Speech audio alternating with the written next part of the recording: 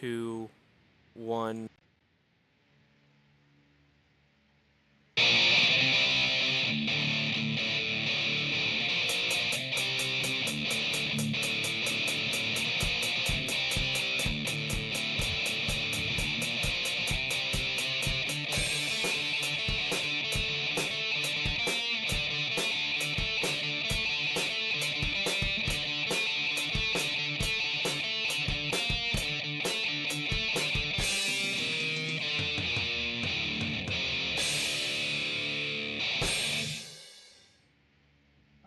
Welcome to our second review of the week.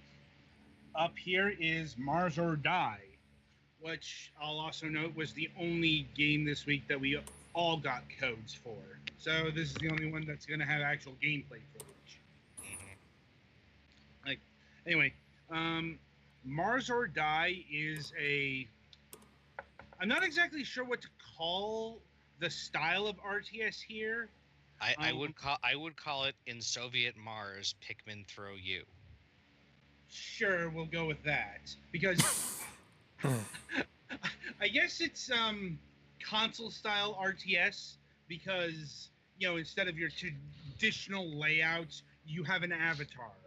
Mm-hmm. You control a little figure who does all the things.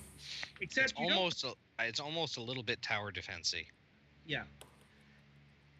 Except you don't actually have any minions or Pikmin or whatever you want to call the troops. You're going this alone. That's why I said Pikmin throw you, because the Martians look like Pikmin. Right. Well, I mean, except their heads are gigantic eyeballs. Fair enough.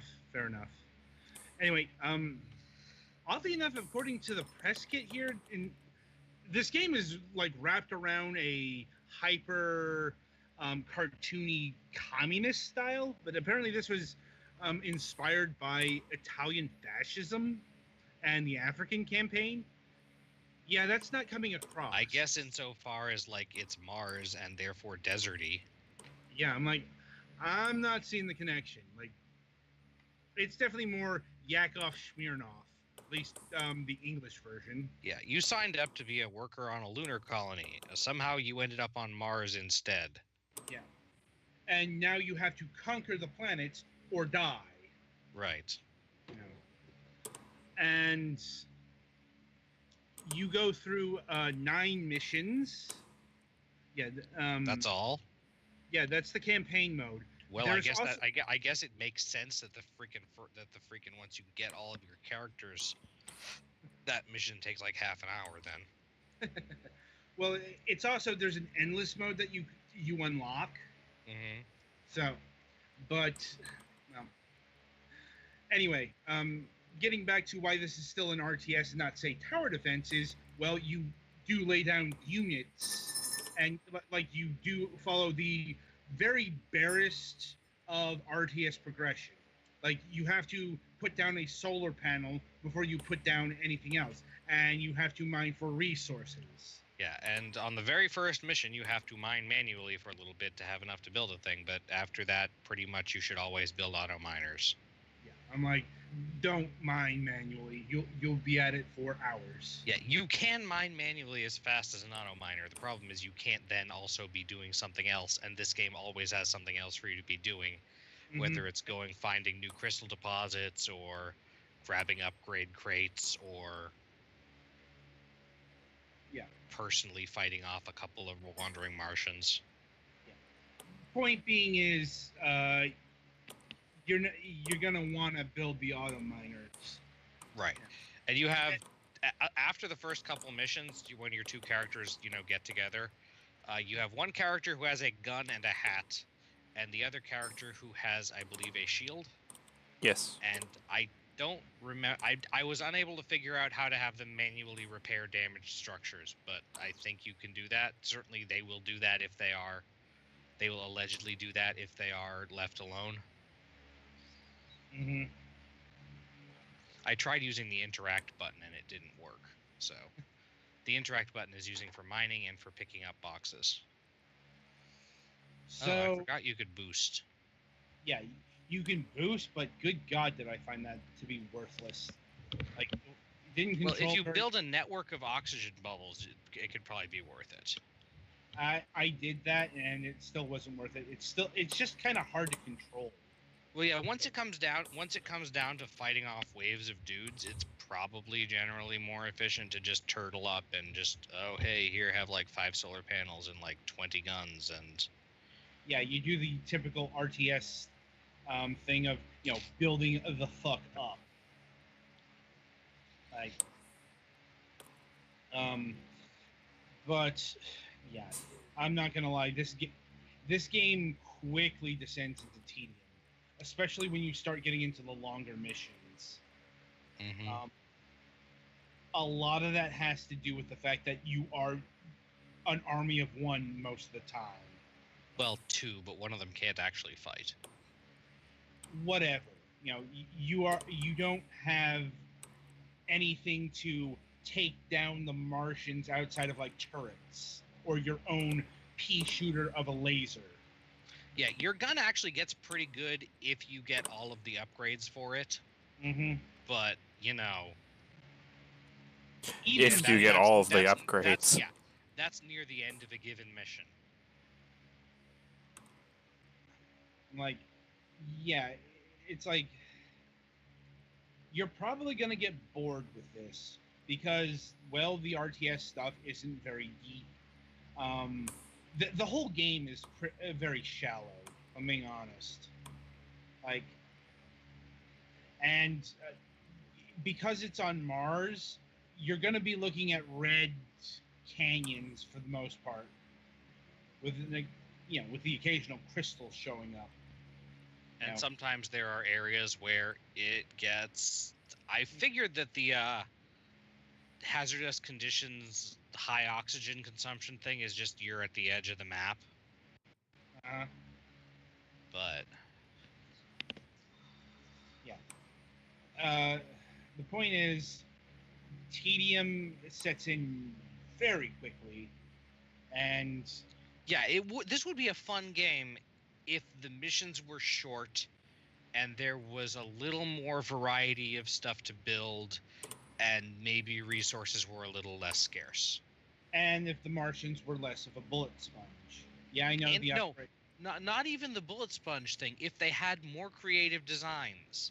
You have small eyeball carrots and big eyeball carrots, and that's all I managed to see. So, and they all do and they all do the same thing, which is kind of wander around aimlessly until they see something, and then if they see something, they kind of run at it and bump into it really hard. Mm-hmm. Like the reason Pikmin works is because Pikmin has creative enemy designs. Yeah, the minions of Overlord, also worked really well. Like, not quite as well as Pikmin, but still, it's not this. Mm-hmm. This is just drab and dull. Like it's still a fairly fun game. It's just that most of the missions are really longer than they earn. It's like the missions start wearing out their welcome. Especially since if you on the mission where your 2 guys come together, after you do that, you have to set off you have to defend your stuff, and there's over a minute in between waves of enemies, and you don't really need. I mean, I guess theoretically the idea is you can run around and repair all of your things in other areas while you're doing that, but it's more efficient to just, oh hey, there's the area where I found the scout. It's kind of set up as a base. I will build some more solar panels and a couple of oxygen bubbles and a crap ton of guns, and I don't have to move. The stage will play itself. Mm-hmm. Granted, that's kind of a feature of RTSs in general. Mm-hmm. It's and tower defense, yeah. It's like, so that's more of a problem inherent in the genre than anything else. It's just like everything up to that point, it also gets pretty tedious. Especially since there's no real good way to go fast. Yes, I know the boost, but here's the thing: the boost sucks.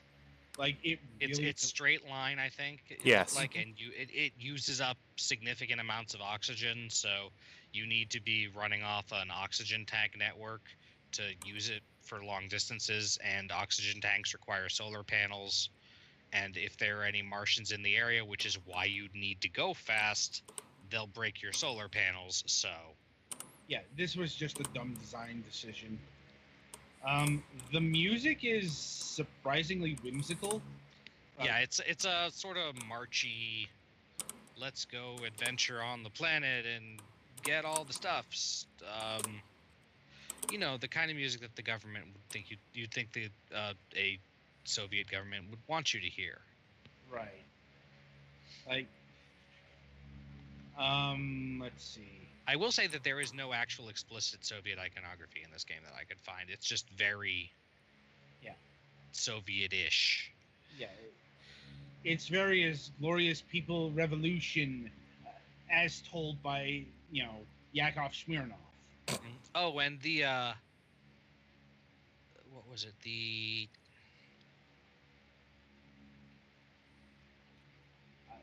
I lost it. I'll come back to it when I remember. Yeah. Petty fan, did you mention the keyboard thing? Not yet. It's looked like if you own any Razer Chroma compatible keyboard and or mouse, it does some nifty lighting effects with that. Like I have a Black Widow Ultimate keyboard, and when I load up the game, it switched to the useful keyboard commands. So like WASD lit up, um, right shift, control, arrow keys, and all that stuff lit up. So it's kind of cool. The only real issue I have is when you're not focused on the window, your keyboard will still pulse, which can be annoying if you are looking up something else. Well, you can actually completely play the game while the game is not the focused window, which I found is odd. The only thing is the music doesn't play. And also, there's like this pulsing effect or whatever that's kind of distracting. Like basically, I don't know if it's supposed to simulate, the person breathing or whatever, but all the keys that aren't used, they go from black to around the middle. There's like this tannish light that pulses out. I will say the oxygen sound for breathing in when you get to an oxygen thing is very satisfying.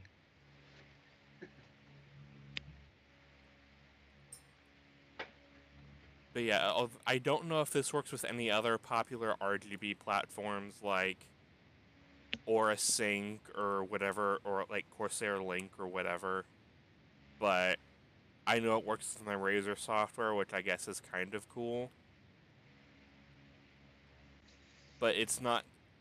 The thing is, sometimes I wish you turn it off because, when it's not focused, it's hard to type on my keyboard because when the lights are out, my keyboard doesn't have like any sort of like light coloring around the letters.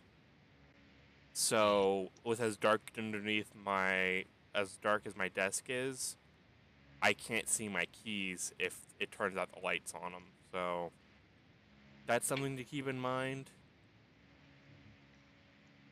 All right. So pricing. Pricing is where we run into another wall. As this is that's the wrong window. As this is clocking in at $20.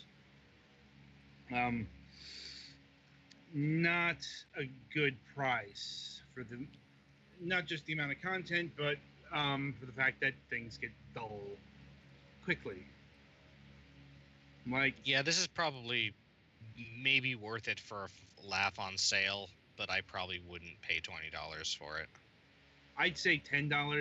Like, that's the most I would have gone with something like this. Like if it had like an interesting co-op mode where you could have a buddy take control of the other guy in missions where they're together, and maybe have a few laughs, I'd maybe go for like 15. Mm-hmm. But especially since with the only additional content being a endless mode, there's not a whole lot here. Yeah, the Especially- opening scenes to the missions are funny, but that's mostly all you get for especially dialogue and stuff. if you Well, that and your OS barfing up whenever it tries to give you a tutorial in the game, or every other time anyway. if you want to pick up a game in this style, I'd recommend the Overlord series. Granted, those are pretty old at this point. God, they came out sometime like 2007. Honestly, if you That's don't have fine. like a Windows 7 or Vista computer running around, get Overlord 2. Overlord Yeah. 1 has some real problems with newer operating systems. Granted, it is only. I'm looking at the Overlord prices here. Like Overlord 1 is $5. Regular the expansion pack Raising Hell is $9.99. The Overlord 2 is $9.99. You can get the Ultimate Evil collection for $43. Like unless that's, I think that also contains the recently released Fellowship of Evil, which I haven't heard good things about. There was another Overlord? Yeah, there was a one released recently that didn't do very well. Wasn't received very well. There's also a Wii Overlord game.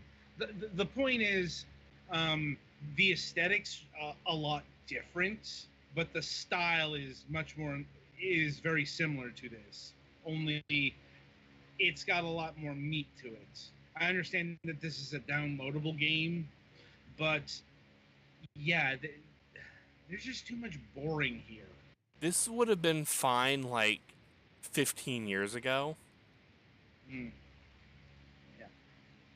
So, but it's not even the amount of content. It's just the fact that once it starts opening up, it really showcases the flaws in its presentation and design. Mm-hmm. Like, I would say overall, I could not recommend this game.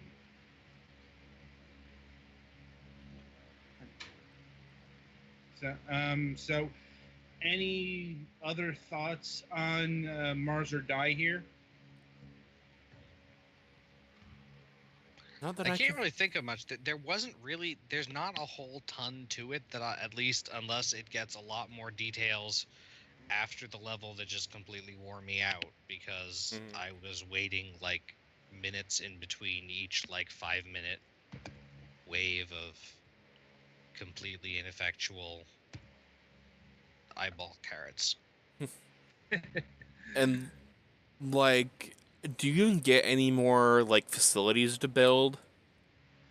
I don't know. I doubt. I don't like. It didn't seem like it. Yeah, possibly, but that wasn't going to really add all that much to the proceedings. Fair enough. Fair enough. Right. So stay tuned after a short break as we switch everything up to go into Luminous Remastered.